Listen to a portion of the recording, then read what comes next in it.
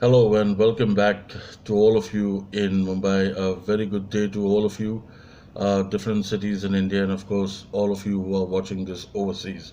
Uh, who will be watching this video at some point of time or the other.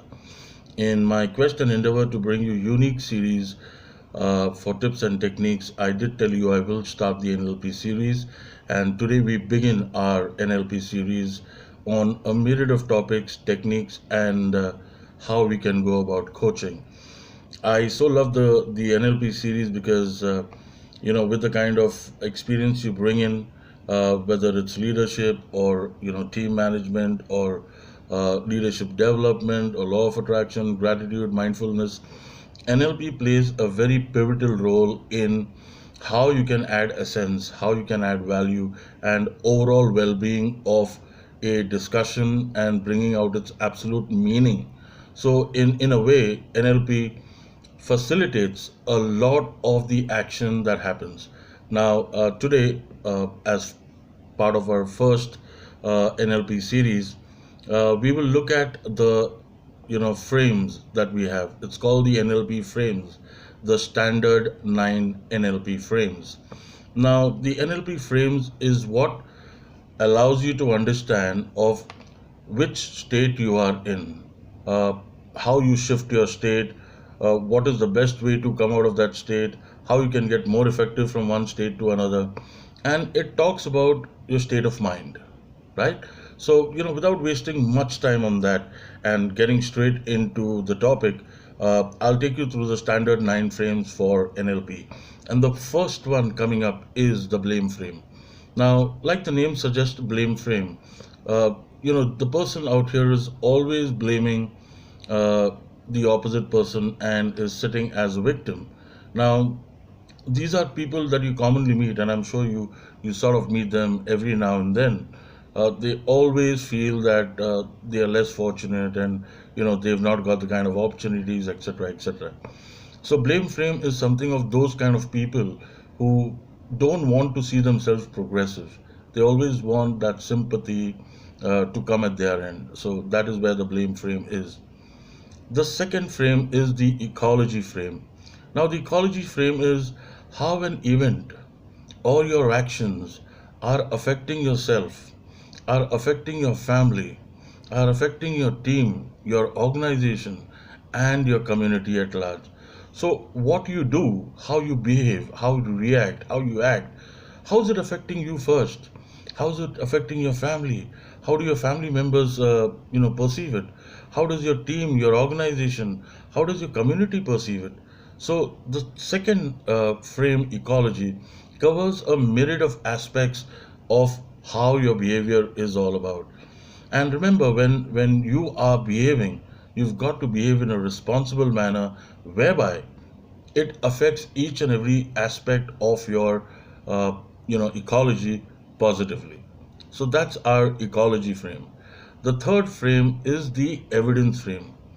Now, this frame helps you to gauge how you are progressing towards your outcome and how do you know when you have reached your outcome and achieved it. So, in simple words, it tells you you've got a goal, how you're progressing on that, right? How do you know? Have you kept milestones? How are you progressing on that? And are you measuring it at every milestone? How do you know that you've reached it? What tells you that you've reached there? Okay, so this is the evidence frame that we're talking about, and this is all about measuring your progress. Now, when you come to the next frame, it's called the as if frame. The as if frame, here you believe as if you have already achieved your outcome. In the as if frame, you believe as if you've already achieved your outcome. It is like the law of attraction. You already believe that you've received what you're asking for. So the as if frame is no different from that. The next frame that we come to is the backtrack. The backtrack frame is to check for understanding.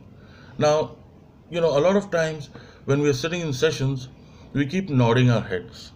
We keep nodding our heads until we're questioned to see what has been taught has been understood, or what has been said, has it landed with you in the right manner for you to absorb, process, and understand it. So backtrack is nothing but checking for understanding and having an agreement at the end of a meeting that we agree to disagree or we agree to agree, right? So backtrack is very simply put all about checking for understanding. Right now we go to the next frame, that is the outcome frame, and this is the most important frame because that is why we here. Here you focus on what you want to achieve and what are the resources available with you to achieve your outcome. Now, what is it that you want to achieve? Great. And what are the resources available? Do you have the resources? Internal resources, external resources. Will you do it on your own or will you require help? Will you require somebody to collaborate with? So, the outcome is something that outcome frame is something that tells you you need to understand what are the resources available with you and what do you want to achieve. What is it precisely that you want to achieve? Okay, so that's the outcome frame. The next we come is to the relevant frame. Here you check your relevance, and when I say relevance, it is with the context to the topic being discussed. A lot of us keep floating away from the topic, and we sort of drift, right from what the topic is being discussed, just to add a little sound bites. Now, you know, when we're talking about discussions, meetings, we've got to be in bullet points. If somebody wants a point to be elaborated, of course, then we can. Otherwise, you just need to keep it in bullet points and with relevance to what is being spoken. So if you drift, then people don't find you interesting, and of course that takes away a lot of your credibility as well. So keep in mind, relevant frame is all about what you're talking with relevance to the context being discussed.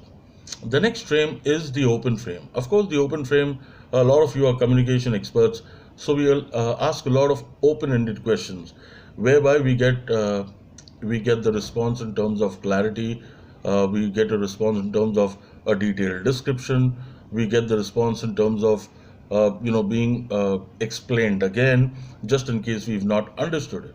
So open frame talks about asking a lot of open-ended questions to gain more clarity on an event.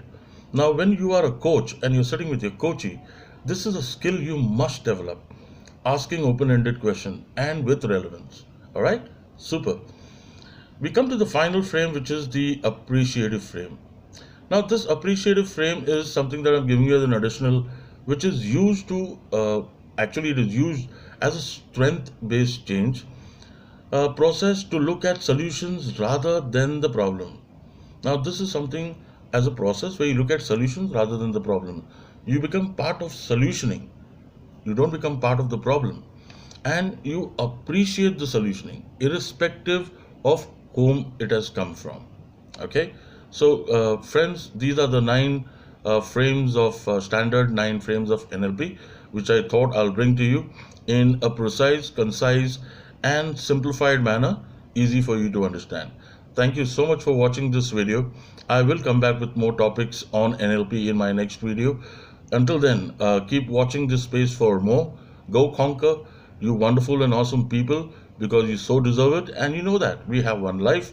I will come back with more videos. Keep watching this space for more. I'll see you around same time, same place in my next video. Until then, keep watching YouTube. You take care. Bye bye.